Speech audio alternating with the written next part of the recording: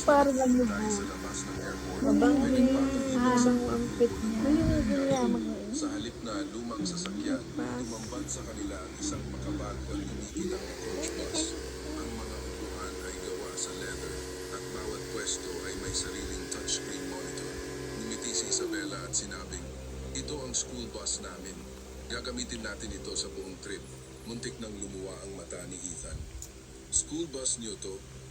Sa Amerika, kahit ang opisyal na sasakyan ng mayor hindi ganito kagabilis na wifi. Sabay-sabay nagkatinginan ang grupo, walang makapagsalita sa matinding gulat.